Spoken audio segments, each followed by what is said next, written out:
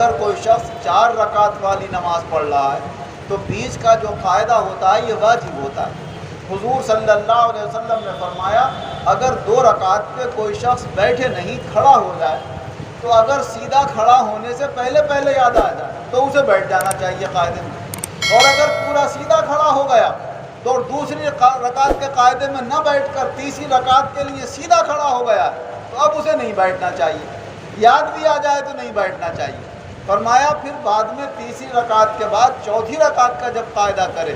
تو پھر اشہد ان لا الہ الا اللہ تک پڑھ کر ایک طرف سلام پھیر کر 2 سجدے سہو کے کر لے، اور پھر اپنی اتحیات مکمل کر کے پھر دونوں طرف سلام پھیر لے، تو یہ جو 2 سجدے کرے گا جو بیچ میں قاعدہ رہ گیا ہے اللہ تعالیٰ اس کے بدلے میں وہ قاعدہ پورا کر دے گا۔ تو دوسری رکعت کے قاعدے میں آدمی کو بیٹھنا نہیں چاہیے۔ اگر امام بھی بنا ہوا ہے اور غلطی سے کھڑا ہو گیا تو بالکل سیدھا کھڑا ہو گیا تو اب مقتدی کتنا ہی پیچھے سے لقمہ دیتے رہیں، امام کو بھی نہیں بیٹھنا چاہیے، اسی طرح کھڑا رہنا چاہیے، اور مقتدیوں کو بھی سمجھ لینا چاہیے کہ امام صاحب اب بیٹھنے والے نہیں ہیں، کوئی وجہ ہے، لہٰذا امام صاحب کا ساتھ دو۔ جب ان کا ساتھ دو گے تو آخر میں وہ سجدہ سہو کر لیں۔ اگر کوئی شخص 4 رکعت والی نماز میں چوتھی رکعت پہ نہیں بیٹھا اور سیدھا کھڑا ہو گیا بجائے بیٹھنے کے آخری قاعدے میں،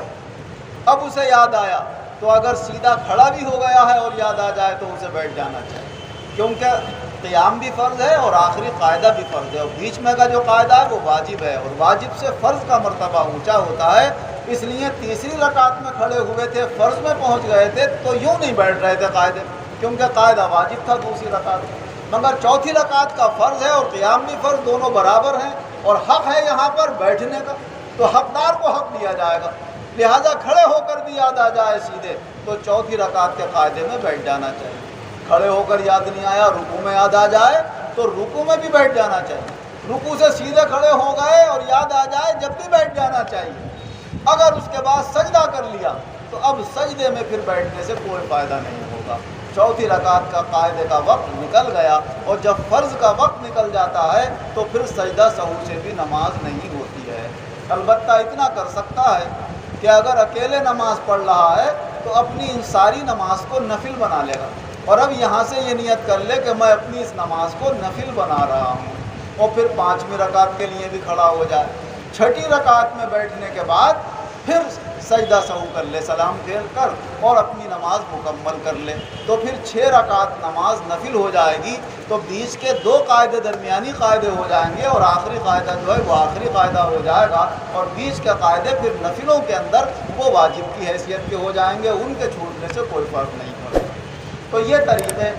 فقہ کی کتابوں کے اندر بھی لکھے ہوئے ہیں، اور حضور نبی اکرم صلی اللہ علیہ وسلم نے حدیثوں کے اندر بھی بیان فرمائے ہیں، اور اس میں یہی بتایا ہے کہ اے انسانوں، تم کبھی بھول بھی سکتے ہو، کبھی غلطی بھی ہو سکتی ہے، اور اپنی غلطیوں کا تدارک اس طریقے سے کرو، اور اپنی عقلوں کو پر اتنا اعتماد مت کرو کہ جو ہم کہہ رہے ہیں وہی ٹھیک ہے، جو ہم سمجھ رہے ہیں وہی ٹھیک ہے، ہر ایک سے مشورہ لینا چاہیے، اس کی بات کے اوپر غور کرنا چاہیے، خاص طور سے جس کو تم اپنا ہمدرد سمجھو اس کی بات پر غور کرو۔ اللہ تعالی ہمیں قرآن و حدیث کی روشنی میں اور سمجھدار لوگوں کے دیے ہوئے مشوروں کی روشنی میں زندگی گزارنے کی توفیق عطا فرمائے۔ آمین وآخر دعوانا ان الحمد